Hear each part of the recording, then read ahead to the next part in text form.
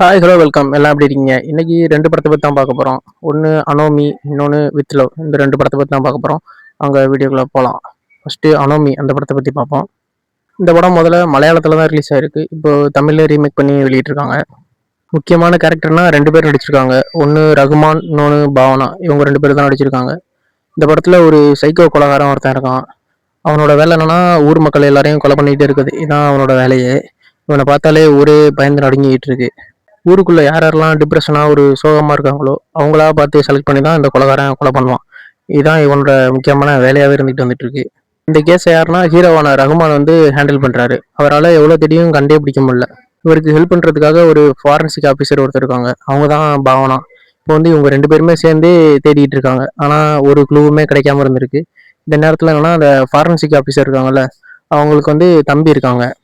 அந்த தம்பிக்கு உடம்பு சரியில்லாம போயிருது. அதனால ஹாஸ்பிட்டல்ல சேர்க்குறாங்க. சேர்த்த கொஞ்ச நேரத்திலேயே பார்த்தா அந்த தம்பி காணாம போயிடுறாங்க. அதாவது கடத்திட்டு போயிடுறாங்க. இப்போ இதையும் இவங்க 2 பேர் தேடிட்டு இருக்காங்க. ஒரு நாள் பார்த்தா அந்த தம்பியே இறந்து போயிருக்காங்க. அந்த சைக்கோ கொலைகாரன் கடத்தி கொலை பண்ணியிருக்கான். ஏன்னா அந்த தம்பியுமே டிப்ரெஷன்ல தான் இருந்திருக்காங்க. இப்போ இந்த டிப்ரெஷனானவங்கலாம் ஏன் கொலை பண்றான் அந்த சைக்கோ கொலைகாரன்? இப்போ இதை இவங்க கண்டுபிடிச்சாங்களா இல்லையா? இதுதான் அந்த படத்தோட கதை. வழக்கமான த்ரில்லர் ஃபிலிம்ல இல்லாம இது ஒரு டிஃப்ரெண்டான த்ரில்லர் ஃபிலிமா இருக்கும். ஒரு விறுவிறுப்பாகவே ஃபுல்லாவே கொண்டு போயிருப்பாங்க. படம் ஃபுல்லாவே நல்லா இருக்கும். நெக்ஸ்ட் நம்ம பார்க்க போறது வித் லவ் அப்படிங்கிற ஒரு லவ் ரொமான்டிக் படம். இந்த படத்தை பத்தி தான் பார்க்க போறோம். இந்த படத்துல ஹீரோவுக்கு ஒரு அக்கா இருக்காங்க. அந்த அக்கா ஹீரோவுக்கு கால் பண்றாங்க ஒரு நாள். கால் பண்ணி நீ கல்யாணம் வேணாம் வேணாங்கிற, அதனால நானே ஒரு பொண்ணு பார்த்துட்டேன். உங்களை காஃபி ஷாப்ல மீட் பண்ண வைக்கிறேன். நீ போற பேசுற ஓகே பண்ற, அப்புறம் கல்யாணம் பண்றோம் அப்படின்னு சொல்லி அனுப்பி வைக்கிறாங்க. இப்போ அந்த ஹீரோவும் அந்த ஹீரோயினை மீட் பண்றதுக்காக அந்த காஃபி ஷாப்புக்கு போறாங்க. இப்போ 2 பேரும் மீட் பண்ணி ஃபுல்லா பேசிக்கிறாங்க. பேசிக்கும் போது தான் ஒரு விஷயம் வெளில வருது. இவங்க 2 பேருமே ஒரே ஸ்கூல்ல தான் படிச்சிருக்காங்க. அதாவது திருச்சியில 2 பேரும் ஒரே ஸ்கூல்ல தான் படிச்சிருக்காங்க அப்படிங்கிறது பேசும்போது தான் வெளில தெரிய வருது. இப்போ 2 பேரும் ஒருத்தர் மாத்தி மாத்தி கேட்டுக்கிறாங்க. உனக்கு முன்னாடி எதில் லவ் இருக்கா, உனக்கு முன்னாடி எதில் லவ் இருக்கா அப்படின்னு கேட்டு பேசிக்கிறாங்க. பேசிட்டு இருக்கும்போது தான் தெரியுது அவங்க 2 பேருக்குமே அவங்க படிச்ச ஸ்கூல்லேயே ஆல்ரெடி லவ் இருந்திருக்கு அப்படின்னு தெரிய வருது.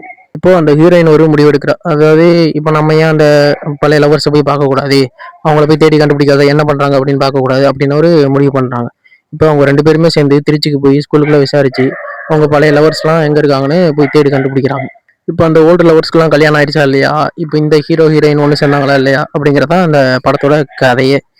படத்தை பாருங்க, ஃபுல்லா ஃபன்னாக தான் இருக்கும் ஃபிலிமே. ஒரு சென்டிமெண்ட் போரிங்காகவே போகாது. ஃபுல்லாக ஃபன்னாக தான் இருக்கும் படம். ஃபுல்லாகவே நல்லா இருக்கும். ஆனால் படம் படத்தில் ஸ்கூல் லவ் சீன்ஸ் அதெல்லாம் சூப்பராகவே நல்லா எடுத்திருப்பாங்க. அதே மாதிரி செகண்ட் ஹாஃப்ல ஒரு சாங் ஒன்று எடுத்திருப்பாங்க. அதாவது அஜித் நடித்த படத்தில் அவள் வருவாள் அந்த சாங் ஒன்று ரீமேக் பண்ணி வச்சிருப்பான்.